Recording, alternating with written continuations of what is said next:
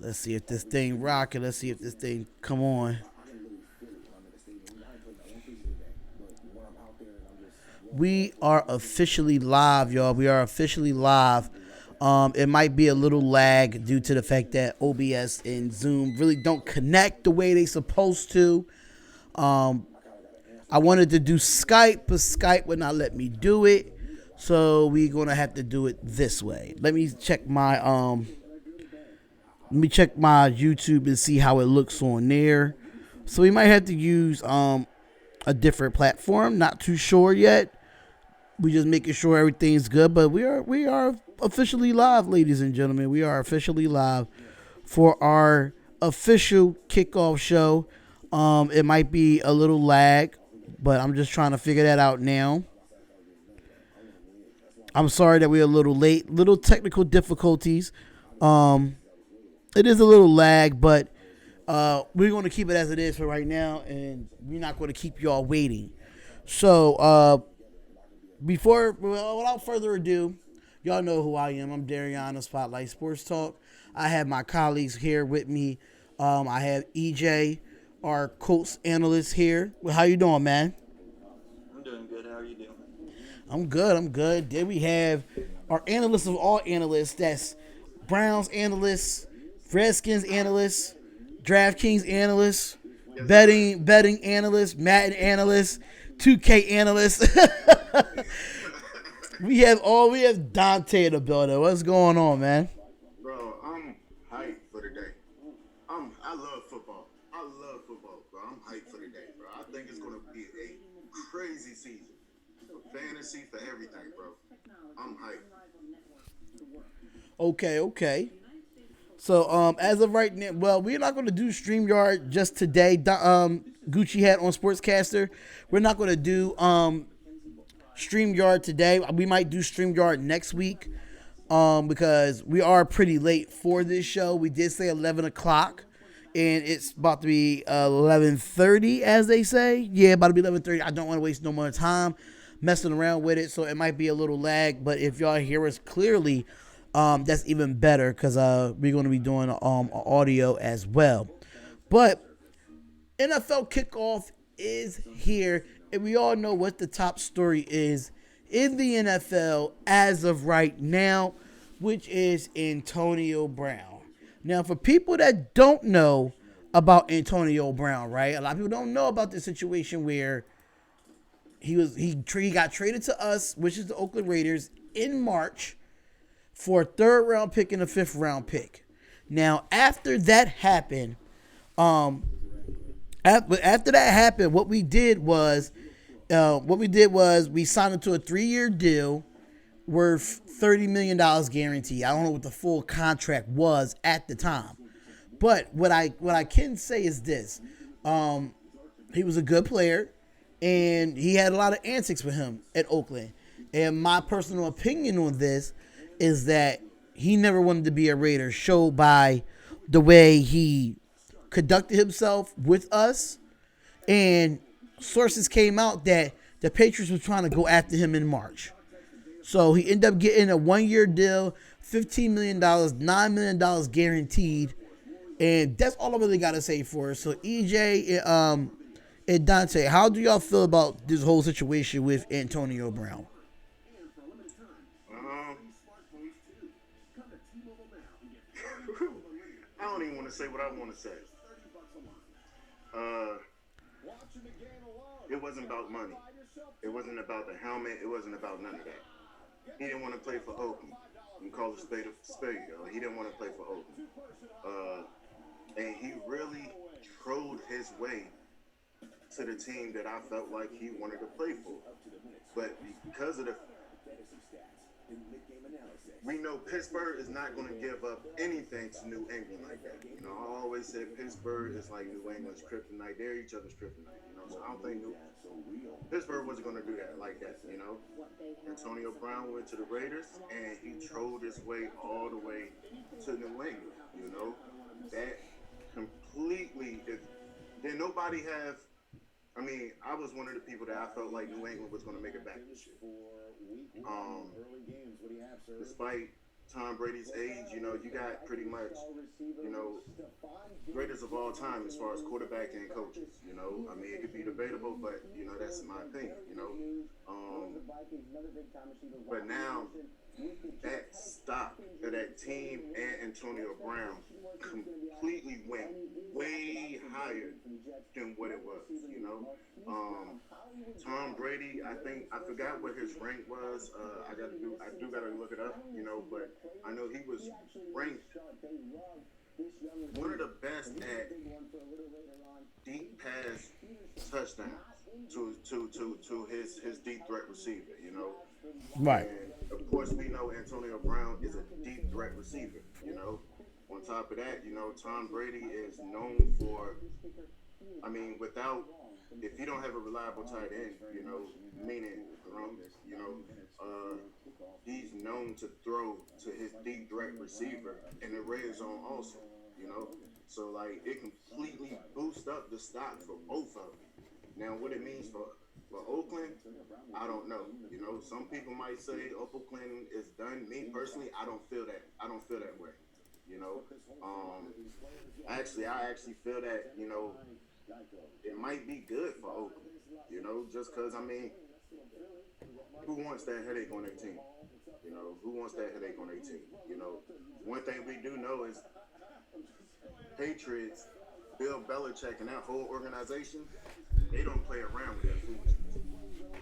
It's going to be one or two things that's going to happen. Either Antonio Brown shut his mouth and do exactly what they say, or he just won't get the ball. And then, I mean, he only signed a 1-year contract. It'd be the same thing with, I think, Randy Moss.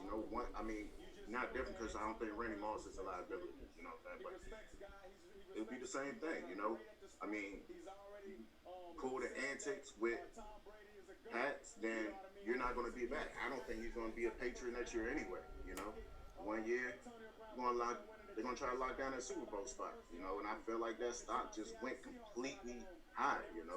Really, really high. I am curious to know what does this mean for Josh Gordon.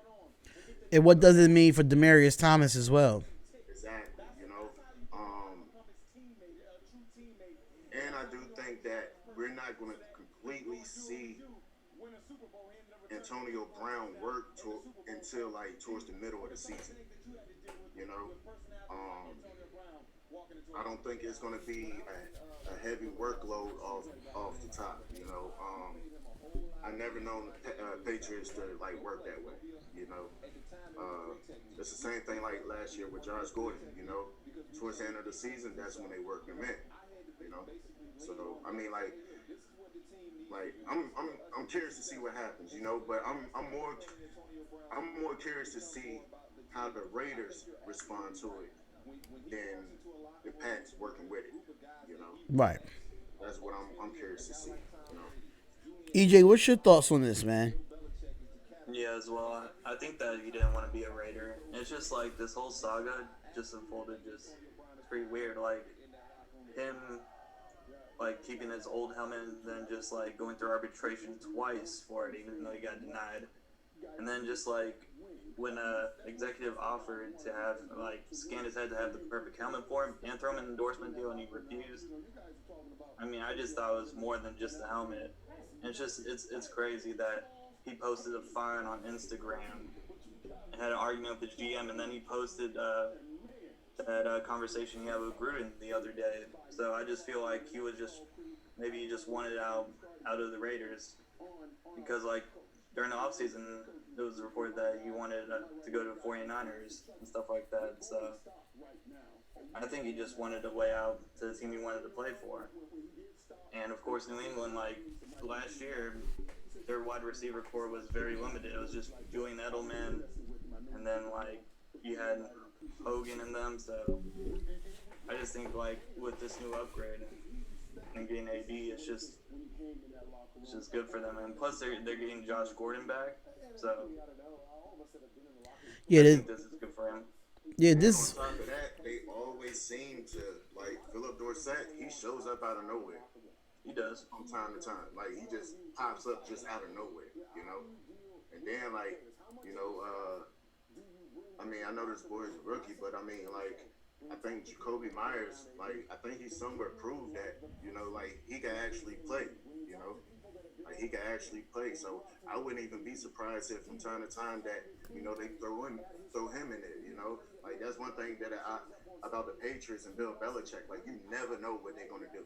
Never know, you know. Like, he makes something out of nothing, you know. So, like, I don't know, man. Like, I feel like the whole situation was crazy, and I feel like the whole situation was nonsense, you know. I mean, the man had like a $30-some million fine, got half of that, you know, with this deal, you know. So, I mean, to me personally, he really didn't get much out of me. But we didn't really. Well, we gave him the money. Don't get us wrong. We gave him the money, but at the same time, he really didn't. Antonio Brown didn't touch the money. He wouldn't even get his $1 million signing bonus due to the fact that he barely practiced with us. So that's another thing too. But at the end of the day, out of all teams, he went to the Patriots. I was not surprised about the move. I think everybody in the world was not surprised about this move.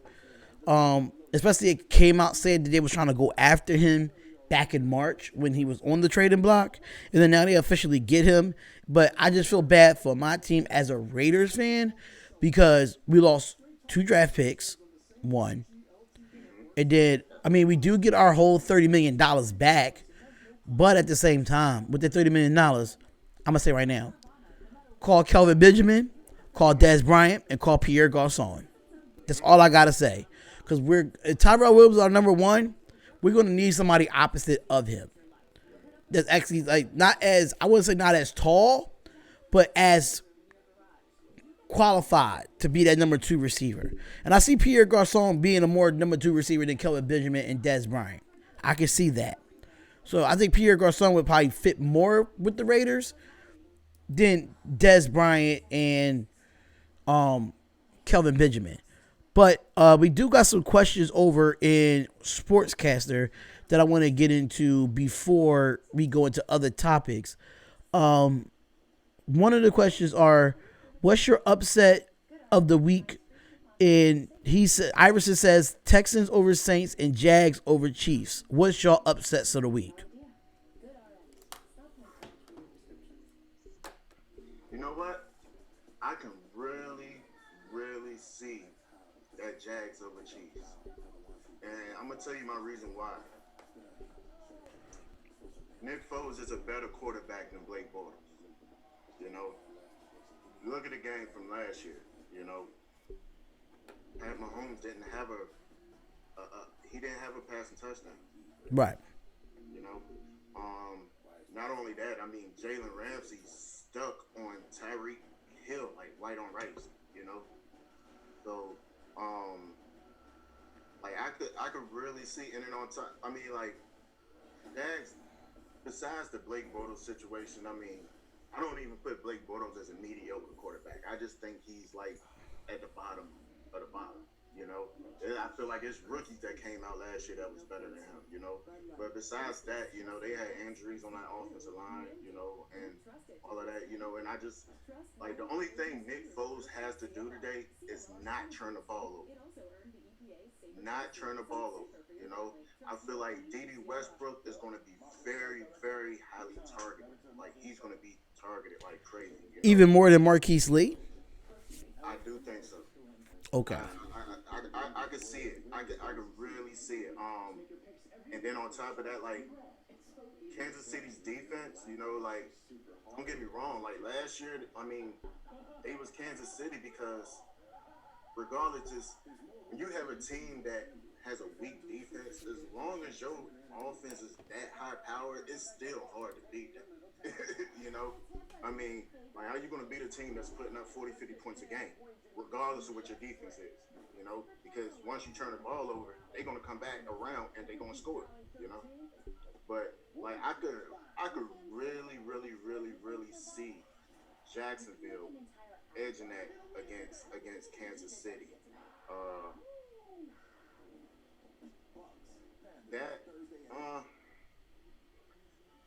Yeah, and I can't wait to see what Jalen Ramsey does when he shadows Tyreek Hill the whole match. Yeah. he's one of the best corners. I mean, 13 pass deflections, 65 tackles last year. I mean, hey, I want to see what he can do, especially after last year when the Chiefs came and destroyed them, man. So both of y'all saying upset of the week, Jags over Chiefs. It's not an official pick, but I can see it, man. Because at the end of the day, man, it's still Kansas City, man. I mean, the boy had 50 touchdown passes last year.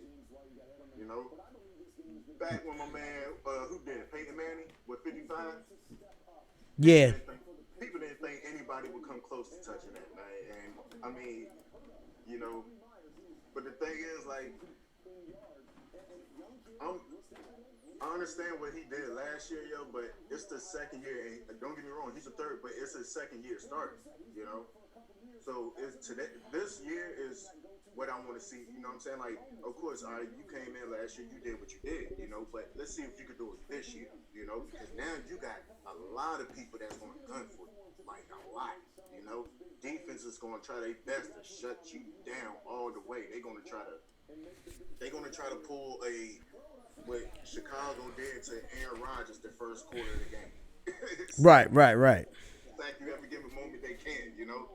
So I mean, like I said, out of all the games on today's slate, I could see that, you know. It's a few other games but I wouldn't call it an upset, you know, like Tampa Bay and San Fran, you know.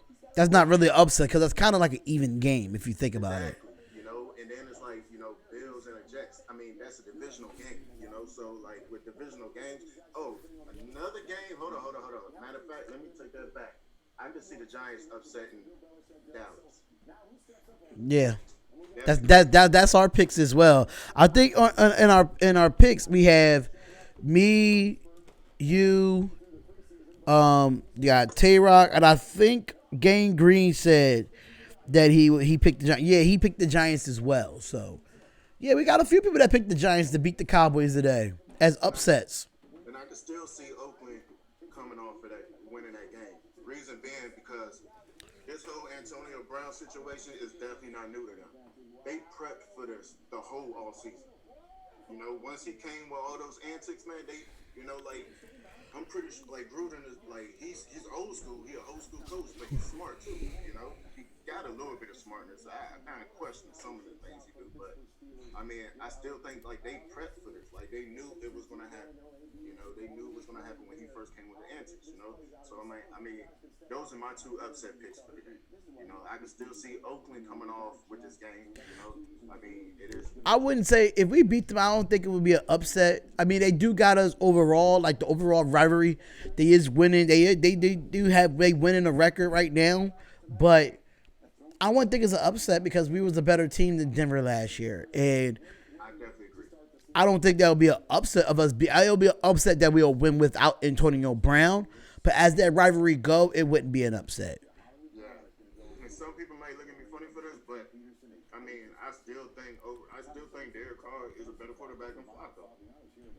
Some people might look at me crazy, but I think Derek Carr, you know, Derek Carr he dealt with the worst, with the injuries, but people forgot what he was doing before he seriously got hurt. You know. Now what if this is an upset? This could be an upset game because nobody has Washington winning. Nobody has Washington winning today. And they win, they go into Philadelphia, beat Philadelphia. That would be upset of the week. That would be. Okay. That definitely would be. Because they're not giving another upset of the week, but this won't never happen. The Bengals beating Seattle in Seattle, but that's definitely not it could be, but let's just be honest here. It's the Bengals. It's the Bengals. Man, beating Seattle at home, you got a better chance of telling the devil to go to heaven and change his ways. For real. Oh man, but there's some other news that we have to talk about now. That actually another wide receiver that got paid yesterday. Mr. Freak of Nature himself, Atlanta Falcons wide receiver Julio Jones. He agrees to a $66 million extension for 3 years. So that $66 million extension is the guarantee money, and he is the highest paid player at that position with guaranteed money. That means he beats out Odell by $1 million. Odell was getting $65 million guaranteed. Now Julio's getting $66 million guaranteed. Now knowing they playing the Vikings this weekend and it's in Minnesota. Now, do you think we're going to get a full focus Julio Jones now the fact that he's paid? Absolutely. Yeah. Absolutely. Now, do that change your picks, though? Are you still going to pick Minnesota over Atlanta due to the fact that Julio Jones has been paid? Yeah. Because I know, Dante, you picked, I'm looking at it here, you picked the Vikings to win today. So are you officially changing that pick? No. And why is that? Because there's no real reason to put yourself on the back. Dalvin Cook. Dalvin Cook versus, and that just might be that Atlanta defense. Adam Thielen versus that Atlanta defense. Stephon Diggs, which he was questionable all week, but I just got notification that he is going to play. Yeah, he is active today. Yeah. Kyle Rudolph is healthy, you know. The only thing that worries me about Minnesota is the new offensive scheme that they're running. But, you know, I still like Minnesota's defense. Kirk Cousins, if he don't throw a pick, which is very high, like, it's very likely that he throws a pick at some point in this game, and it's going to be the second half of the game. Might be the fourth quarter. That might turn the game around, you know. But I mean, like, I still like Minnesota though, you know. I don't think Atlanta is strong at running the ball. I don't think they're strong at stopping the run. I do think their secondary is better than how they play. You know, I think their secondary could be, they're good, but they can be better. You know, but I don't think they're good enough to really put a halt to that receiving core that Minnesota has. You know, Right. and then like I said, I mean, Dalvin Cook, his only situation was the boy just can't stay healthy. He was like that at Florida State, though. Yeah, you know, but like, I mean, he's clearly healthy, you know, and then like, even so, like, if something was to happen to Dalvin Cook, you know, I do think Madison is a very good running back. You know, I think Madison will be coming behind him, and then I think it's boom, you know. But you know, I mean, I don't know. I still can't. I can't change it. I won't change it. You know. I think the X factor of that game will be Calvin Ridley. You know, we all know what Julio gonna do. You know what I'm saying? Like, we know what he's gonna do. And to be honest, I really think that he never had any intentions on not playing. He just wanted his money, and the money he got is very highly deserved. Like, very highly deserved. You know, I don't know nobody that doesn't have him in a top 3 receivers of the league. You know, so, but nah, it definitely doesn't change my pick. Okay. So, EJ, you said you decided to pick Atlanta in this game, correct? Yeah. It's just that when I went with that, Atlanta has so many weapons to deal with, and I know that Vikings have a really good defense, but it's just like, can you really afford to double Julio? I mean, 1,600 yards last season, but I mean, they also have Ridley, Sanu, and that wide receiver core, so I don't think they can afford to, like, you know, double him, because someone else is going to shine if they spend resources there. And plus, like, for Vikings, I mean, I just don't believe in Kirk Cousins. I mean, he doesn't really get that many, like, wins against, like, teams that are positive and stuff like that. I mean, even though, like, he had 30 TDs last year to 10 interceptions, I mean, it's just like, I just don't believe in him. So He had a lot of picks with that too. mm-hmm. And then another thing that I wanted to add on the Atlanta side, like people really sleep on Austin Hughes. Like they really, really sleep on him. But he's a serious threat in the red zone. Like he's a serious threat in the red zone. He's one of those tight ends that if you hit him in the red zone, 9 times out of 10, he's gonna catch it. He's a consistent tight end, you know. So that's just, you know, to piggyback on what you said as far as like the Atlanta side, you know. I think it's gonna be a good game though. I think it's gonna be high scoring too. Yep. All right, so we do have some news out today. The situation with Melvin Gordon.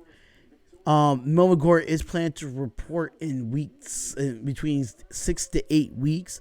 I'm just going to read a little bit of this, that the Chargers are beginning the season without their running back Melvin Gordon, as one of their stars are holding out, and they're planning on having him plan on him coming back soon as possible, honestly.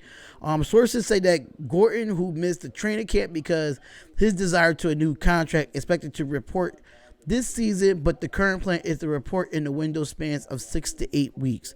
Now, Gordon, who played with a $5.6 million fifth-year option, must report by week 10 and have this season count and qualify for free agency next year. He will show up. They thinking that he will show up before then, with Gordon not planning to pull a Le'Veon Bell, who set out all 2018 season with the Steelers after refusing to sign a second straight franchise tag. How do y'all feel about the situation in LA with the Chargers not having Melvin Gordon for almost 6 to 8 weeks because he want to hold out for a new contract? I think they're going to be fine. It's just that, like, they have Philip Rivers, one of the best quarterbacks. I mean, when you look at the Dallas situation, I mean, the offense ran through Zeke. But for the Chargers, I mean, the offense doesn't run through Melvin Gordon. So I think they're going to be fine. I mean, they have a lot of talented wide receivers with Keenan Allen in them. So I think that if they split the backs like they were talking about with Eckhart and the other one, I think they'll be just fine offensively. I absolutely agree with that too, man. I mean, I think they're gonna be good, man. Like for real. I mean, just like you said, like, you know, I mean, just look at the receivers. You know, you got Keenan Allen. You know, you got Mike Williams. You know, which I love Mike Williams. Ever since college, I love Mike Williams. And then you got Travis Benjamin. So, I think the running game would be a little lackluster.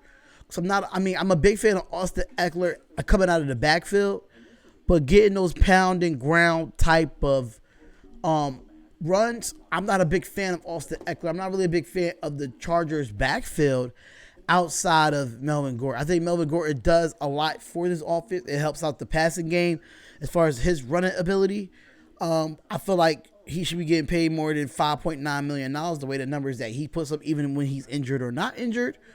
I think that's just really lowballing him to try to get him to play for $5.9 million after what they just saw Zeke get paid.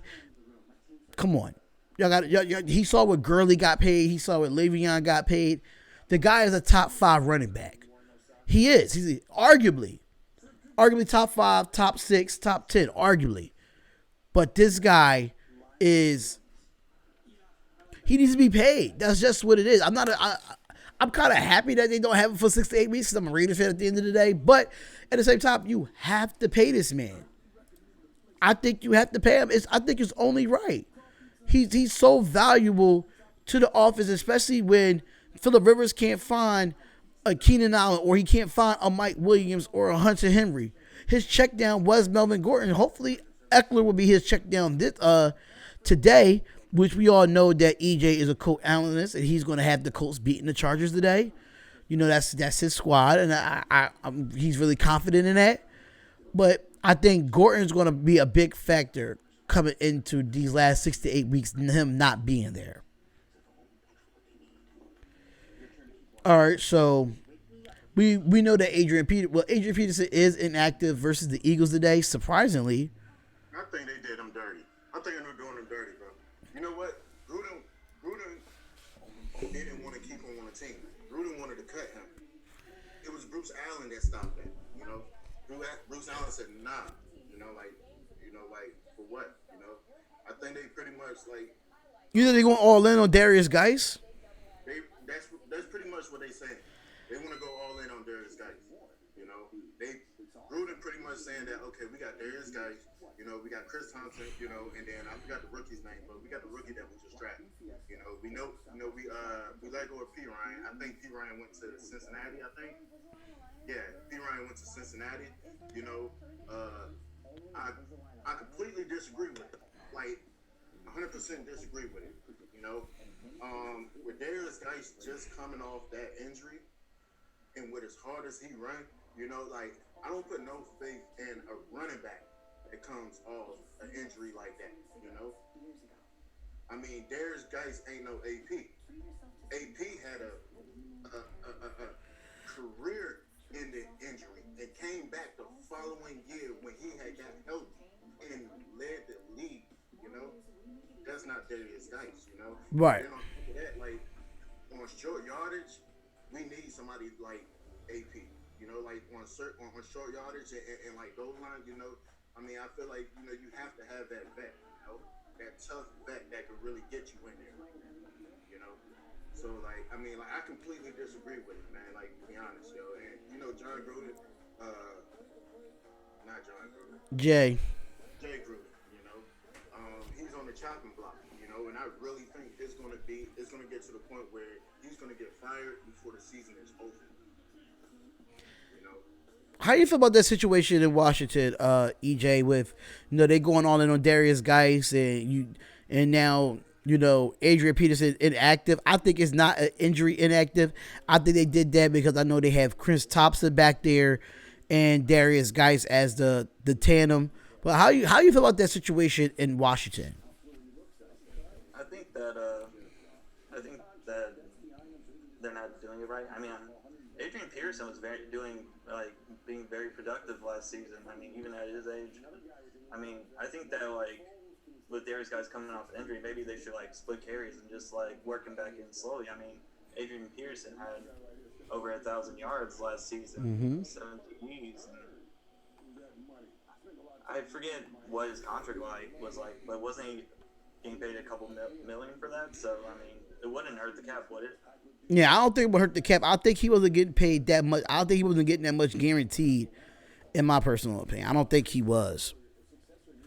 So I mean, you have incentives to have him on the roster and just have him be, because he's always going to be productive. So I mean, I just think it's a loss for them doing it that way.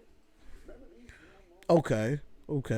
So I just want to look at the chat real quick. Shout out to Philip Lindsay, Sports Live and ATL. Shout out to Young Commentator, that's my nephew. Shout out to Juan Soto Appreciation Club. If y'all have anything that y'all want to, any questions that y'all want to ask in the chat, please do. We looking forward to all y'all questions. But my thing is this, y'all. I got another question for y'all. What rookie are y'all looking for to impress in week 1? Like, what is that? Who's that standout rookie y'all ready to see? I'm ready to see Kyler. I want to see what that offense can do for Cliff Kingsbury. I mean, they've been hyping it up.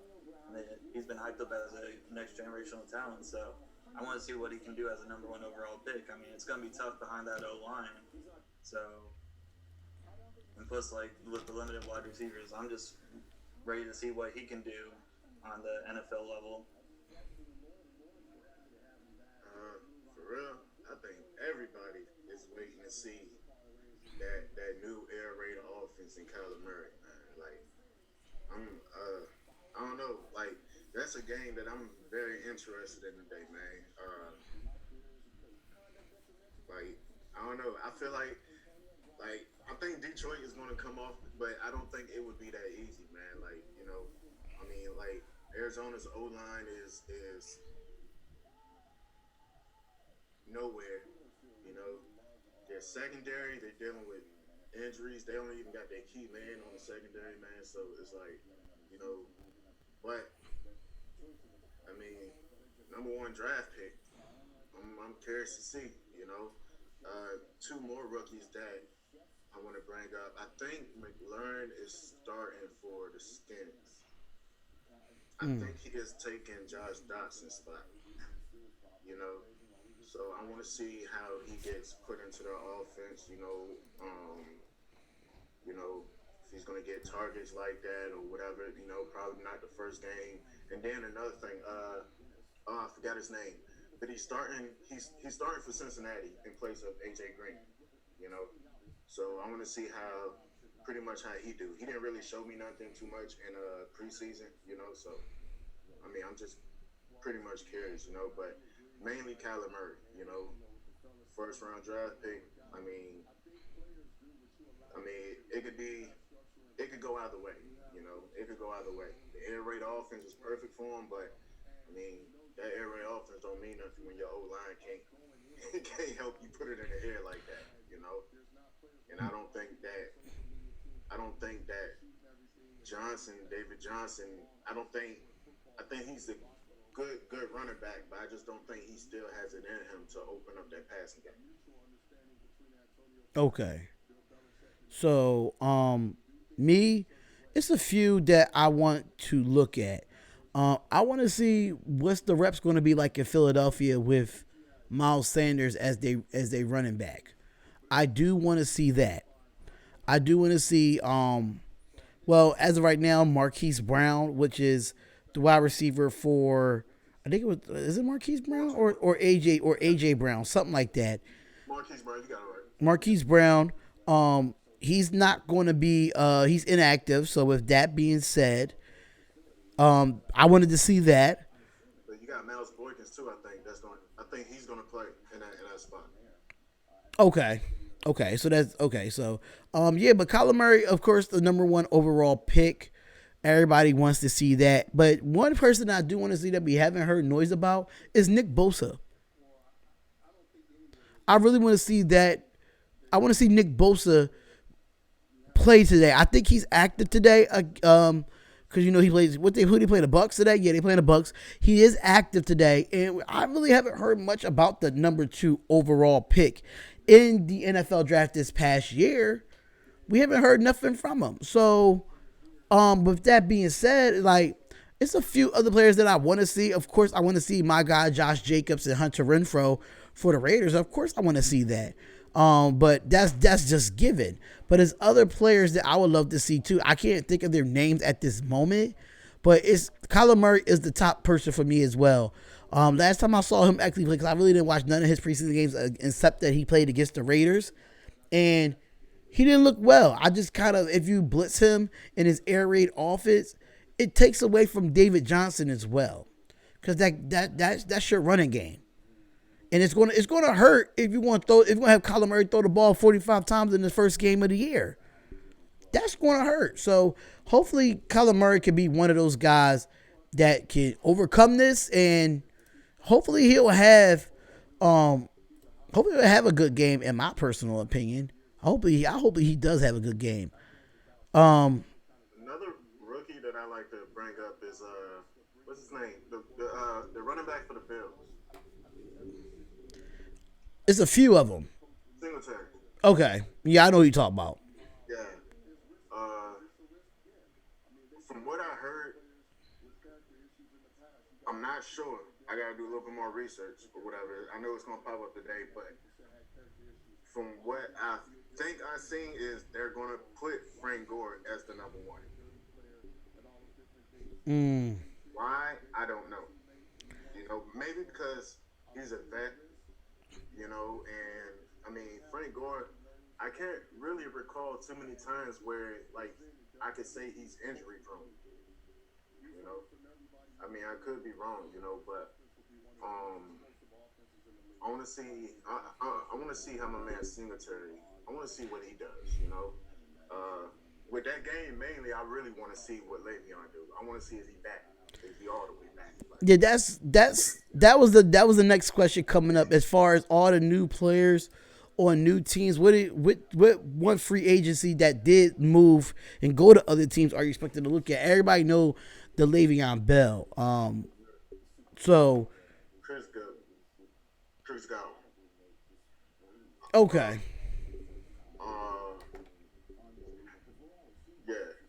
Got Chris Godwin. I do like that pick as well. I want to see this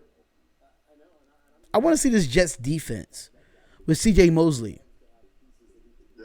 I really want to see that because the Jets defense was already good. They were already good, and right across that's playing them today, the Bills. I want to see Cole Beasley and John Brown with John. Curious to see Cole Beasley. Yeah, I'm really curious to see that, knowing not having Dak Prescott as your quarterback and having Josh Allen as your quarterback now, and John Brown, he was a speedster in Baltimore, so that's another one. Of course, I'm gonna be biased as well. Tyrell Williams, I want to see that as him being a number one instead of him being a number two. You know where he was all his career and when he was with the Chargers. And no offense, EJ, I would like to see what Jacoby Brissett does today. I really like to see what he does. Yeah, for sure. I think one of the reasons why I really want to see Cole Beasley is because last year, right, like the last, I want to say probably like the last 5 or 6 games, right, when Zay Jones started playing in the slot, Zay Jones, his stats increased for the year when they put him in the slot, I think the last 5 games he had a touchdown in each one of the games. I'm pretty sure he probably missed one game with not a touchdown, but his targets went up and everything, But now this year, they got Cole Beasley, and I believe that Cole Beasley is going to play the slot, and he's a safe route for my man Josh Allen, So like I know they're going to utilize him a lot more with Dallas than Dallas did, And I'm very, very curious to see that. Same thing with Jamison Crowder. I'm curious to see what Jamison Crowder does. Yeah, he is on the Jets. That's right. That's another one. Yeah, I'm curious to see what Jamison Crowder does. Even though I think Miami gonna tank or like purposely doing this, like to get Tua. I think they purposely doing it, but I kind of want to see what Fitzpatrick what we're gonna get. Are we gonna get the almost 400 yards, 2 or 3 touchdowns, or we gonna get the 172 yards, no touchdowns, 2 picks? That Baltimore defense ain't no joke. And then you got oh my God, man, I can't think of his name. But and then you got Earl Thomas, just the addition to Baltimore's defense. So. Yeah, I mean, I can assist to that, but who would you like to see, EJ? I'm very curious to see what the Texans do after they got Laramie Tunsil to help the O-line for Deshaun Watson. If that can help protect him, and he has less sacks, and also they got Kenny Stills. So I want to see how that helps DeAndre Hopkins as well. And also, isn't Case Keenum starting today for the Redskins? Yeah. I'm super curious on what he's going to do because maybe they should have started Dwayne Haskins and just thrown him into the fire and see what happens. But I'm super curious to see what he does with these starts. Do anybody know who's going to be the number 1 running back with Houston? Right now, from what I'm hearing, it might be Carlos Hyde or it might be Duke Johnson, but I could get that information for you because that's going to be an interesting backfield. And I'm about to look at they depth chart now. According to HoustonTexas.com. I'm just gonna be honest with y'all. Oh, it's an unofficial depth chart. Oh, that sucks. This is unofficial. I think they pretty much just playing it by ear. Both of them gonna play, and whichever one. Yeah, because they got 4 running backs. They have Duke Johnson, Carlos Hyde, Tywan Jones, Buddy Howell, and Colin Gallisper. So you have Duke Johnson as the one RB as unofficial. Then second is Carlos Hyde, and then it's Tywan Jones at third. Yeah, it's a player that I'm surprised that neither one of y'all actually mentioned yet. But I'm gonna mention him. I want to see the connection between Odell Beckham. You know, I want to see that connection right there. You know, I want to see that connection with the Cleveland Browns, man. I want to see if his target's going to be as high as he pretty much want him to be. You know, and then even with Cleveland, you know, I want to see if what's his name, Rashad Higgins. I know Callaway is probably. I think Callaway suspended for 4 games. You know, was put Higgins in that spot. You know, so I want to see if they utilize him with that today. And then I want to see if Delaney Walker still have it in him.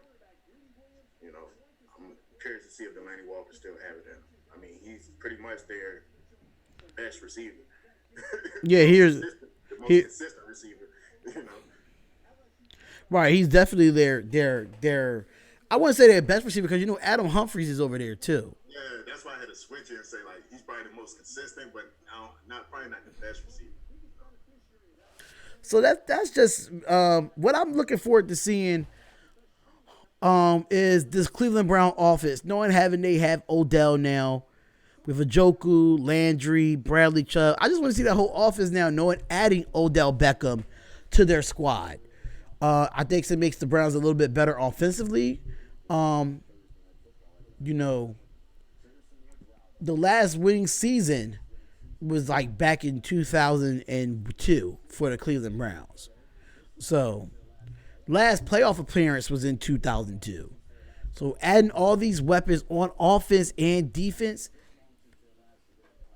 I'm really looking forward to seeing that. Especially they're playing, who the Browns playing today? They played, Tennessee.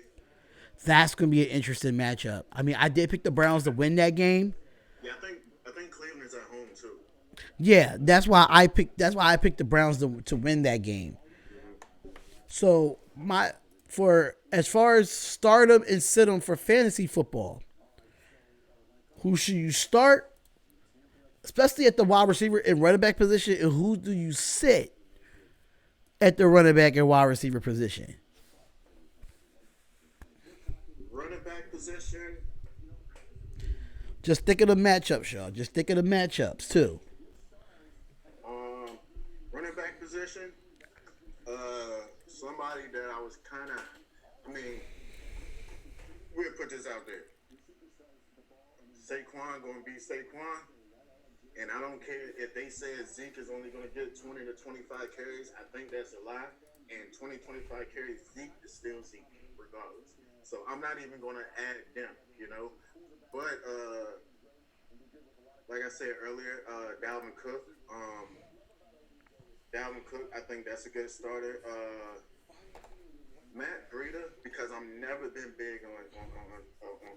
You know, I've never been big on Coleman. You know, I think Matt Breida can have probably one of his best seasons this year. You know, possibly can have one of his best seasons. But Kerryon Johnson for Detroit. Detroit is their run first team. You know, I think the air raid and pretty much, I mean, from what we're thinking, that Arizona is going to have Kyler Murray throw a whole lot, you know. And I think that Detroit is going to probably put a stop to that, you know. And with Arizona's secondary being so weak, you know, I could see Arizona playing from behind, and that is going to leave Detroit to run a lot the whole second half, you know. Stay on Detroit, Galladay, you know, him too, you know, like I probably would start him too. As far as a sit,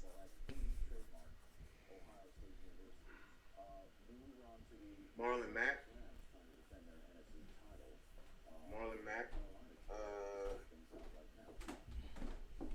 I'm not big on him just yet. Yeah, not against this Chargers defense. I'm not really too big on him either with that situation. Yeah.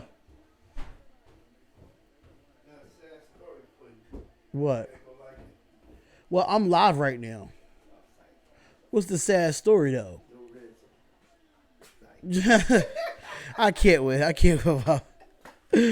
I'm only doing. I'm only doing well, red zone. I will be probably doing just the 1 o'clock games. You got to say it because when I said it, it came up, but it wasn't starting yet.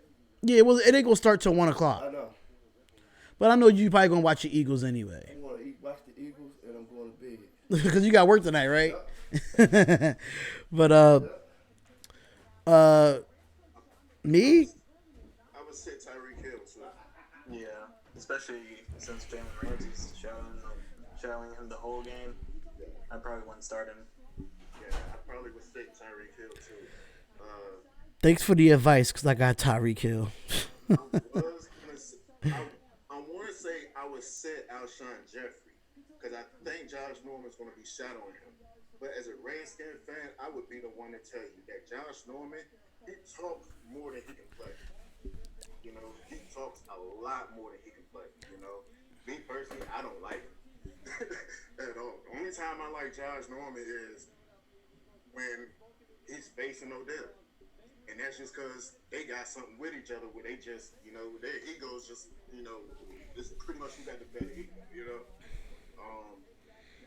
But, yeah, like, as far as receivers, though, like, man, because you have a lot of decent receivers that's playing, you know?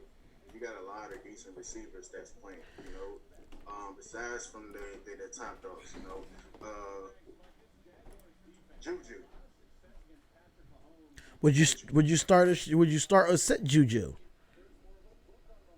I'm gonna say start him just because he's on my fantasy and I need him. I really don't.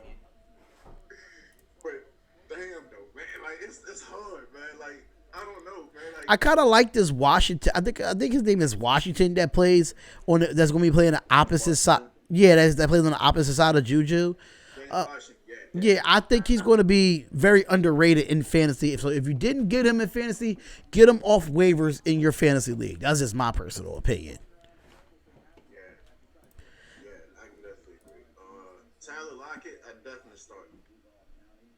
Yeah, I think honestly, if you're the running back or the wide receiver for the Seattle Seahawks and you have them on your fantasy, start them. Chris Carson and Tyler Lockett, that's locked in for me. I think I got Chris Carson in pretty much like 80% of my DraftKings lineups, you know, and I think I got Tyler Lockett in a lot of them too, you know. I like Curtis Samuel today. I like Curtis Samuel today, you know. He played for the Panthers, right? Yeah. So the Panthers playing who today? The Rams. Yep. You like that matchup, knowing that, well, you got to think about LaMarcus Joyner is not there as a safety anymore. I mean, you got Talib and Marcus Peters. I'm not really highly on Talib because Talib is older. Marcus Peters, I can say okay, but I'm not really highly on that defense. It's just that the question is, can they block for Cam so he could get it to Curtis Sam? That's my only issue. Yeah. I think that's pretty much like, you know, the biggest issue. Marcus Peters, you know, I wonder who he's going to shadow. It's going to be DJ Moore. It's going to be Curtis Samuel. Right. I would think DJ Moore.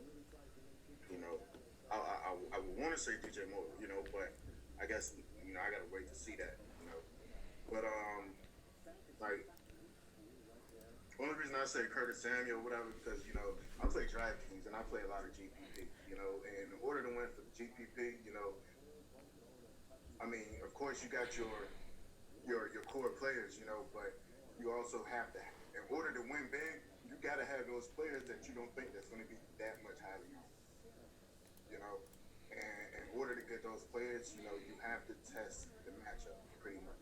Yeah, you got to find them low owned type of players. Yeah, you know, and I just think Curtis Samuel. I think this year he's gonna be the primary target. You know, I don't think DJ Moore gonna be. You know, of course DJ Moore's the number one. You know, but I think Curtis Samuel targets is going to boost. You know, so like I mean that. I mean, I guess it's preference. You know, like if you like him, start him. If you don't, sit him. Right.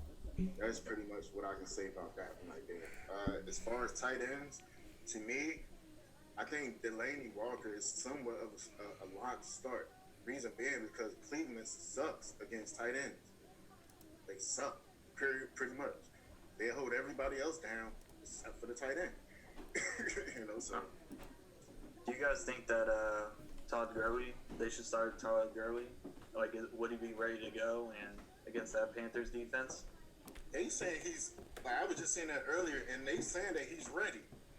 Like the way they making it seem like is like they making it seem like he never got hurt, or he never felt soreness in his knee or whatever. Right, So I mean, they saying that he's ready, but they did say they're gonna monitor his movements. Yeah.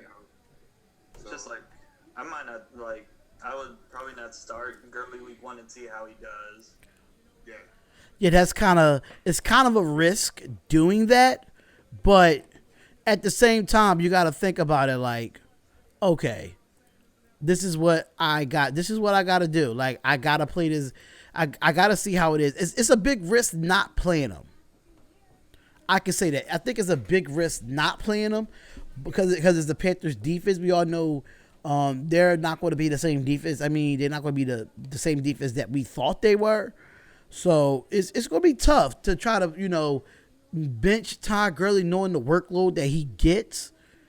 But at the same time, if you want to take that risk and not starting him and then you want to go with a low-owned value player and he stands out, then you win at the end of the day. So this week, I think a lot of people that plays DraftKings and FanDuel, I think a lot of people saying it, like, you don't necessarily need those high-priced players in order to win money this week.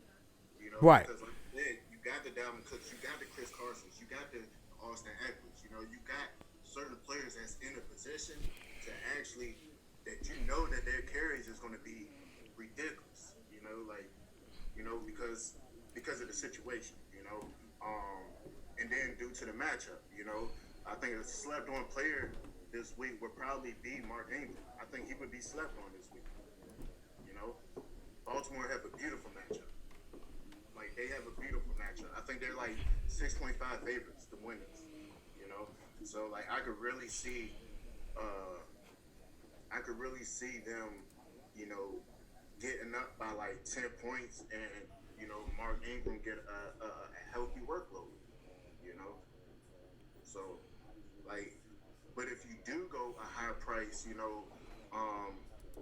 like as far as the Rams and the Panthers matchup, I think I would lean more towards McCaffrey than I would Gurley. Just to see, just because, I mean, like EJ said, like, with Gurley, I will wait the first week. I have to, like, not only the coaches got to monitor his movements, but the people that have him, they got to monitor his movements. We got to see, because, I mean, he actually became fragile over the years,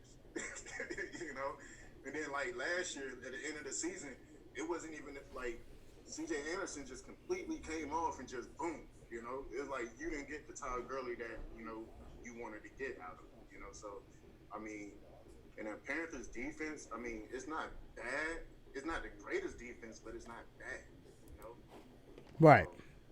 And so, then, like, with that matchup,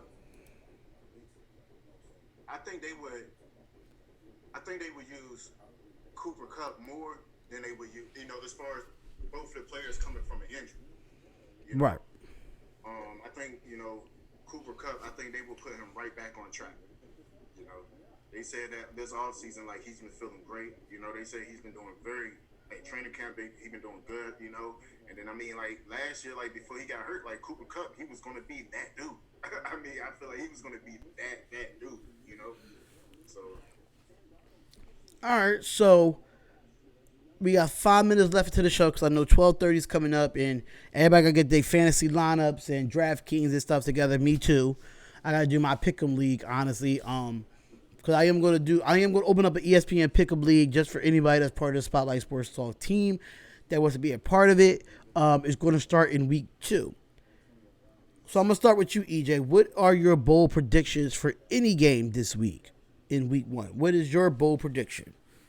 Well, I went with this for one of my picks, and I just gotta go with my Colts versus the Chargers. I mean, I know that all eyes are gonna be on Jacoby Brissett, and he's gonna be like everyone's gonna watch him and see how he does. I mean, they have the talent around him. They have a really good O-line. They have T.Y. Hilton. They got Funches. They drafted Paris Campbell, who I saw flashes during that preseason game. I like him. And I think they have a good core of running backs. I mean, and they have a really good defense to back them up. Now I know that Philip Rivers is really good, and he's probably going to throw on the Colts defense. But I mean, they're missing some key pieces on the Chargers. So I think the Colts are going to have to be my Colts over Chargers for this one. My bold prediction going into this is that it's going to be for the Giants game. And my bold prediction is that Eli Manning would throw more passing yards than Dak Prescott today. Eli Manning would throw more passing yards than Dak Prescott. I think Dak Prescott probably had more touchdowns due to the fact that Eli Manning doesn't run. He doesn't scramble. But I think Eli's going to have a breakout game today, knowing that a lot of people underestimating these young wide receiver core. Once they get that running game going with Saquon Barkley, it's going to be hard to just commit to the pass. So I'll say this. Eli Manning will have more passing yards than Dak Prescott as a bold prediction for this week.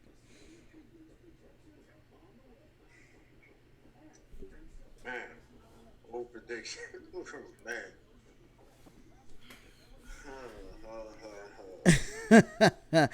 Well, I'll put you on the spot, my brother.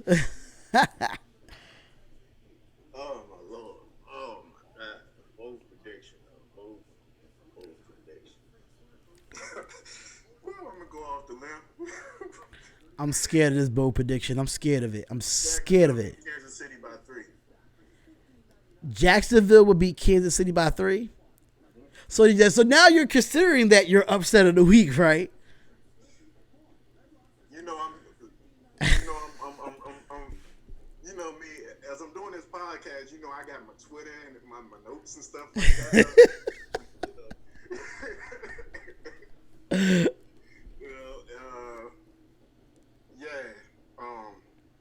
Hold up, man, I don't know. Yeah, I'm going, it's called a bold projection for a reason. I'm going with that. Jackson. Funny thing is, though, that means you're going to have to change your pick because you got KC here. Nah, see, I'm doing bold prediction for the podcast. Okay. I got KC for the Yeah, I know, man. I'm contradicting myself, man. Hey, this the coffee. Oh, man. So, there y'all have it, guys. We're going to be doing this every Sunday. Hopefully, we get a better streaming service because I know it's lagging on YouTube, but people still able to hear us clearly. So, that's a good thing as well. But at the end of the day, y'all, any final thoughts going into this week 1 of the NFL season? Nah, I'm just ready to watch some football. Yeah, man. Like I said, I'm excited, man. I'm ready to watch football, man. I swear, this is going to probably be the longest 30 minutes I've throughout my whole day. I got like 40, 50 DraftKings lineups, man. I swear, man. I mean, I'd be happy if I win in triple digits, man. But I swear, a 4 or 5 digit winning would be great today. 4 or 5 digit win. A 5 digit win means I'm gonna donate 4 digits to Spotlight. That's my word. It's on camera too. It's on camera. Y'all hear this first on Sportscaster and on YouTube. So you hear it first. You hear it first. That's with everything I love. If I get a 5-digit win, I'm gonna donate a 4-digit number to Spotlight. Let's go. I like that. I likes that. And just to let y'all know, so far early in week 1, EJ is the only winner of Thursday Night Football as the lone wolf. He picked the Packers and everybody else picked the Bears. So going into this NFL season, going into the first week on Sunday, EJ is 1-0 right now. He's 1-0 right now. He picked those Packers, and hopefully for our picks, hopefully it turns out to be better for us because we are on one besides EJ. So hopefully it turns out for the best, y'all. So there you have it. It is the Spotlight Sports Talk NFL Kickoff Show. I want to thank everybody for tuning in. And we're going to have more people on the show next week. Don't worry about it. It's going to be a lot more people in here because Malguli supposed to be on here for the segment called Put Your Ass on Blast. Because he wasn't here for that. So, because I know he will put a lot of people on blast. I did too, but I think after we see what we see in week 1, we can start putting people on blast. So, nothing else to say, y'all. Y'all good? For sure. Look out for the MLB playoff podcast. I know we're gonna do that. Oh yeah, we definitely gonna do the predictions for MLB. And then in October, NBA is coming up, so y'all do not want to miss it. If y'all playing 2K, holla at me because I've been playing 2K since I bought it last night.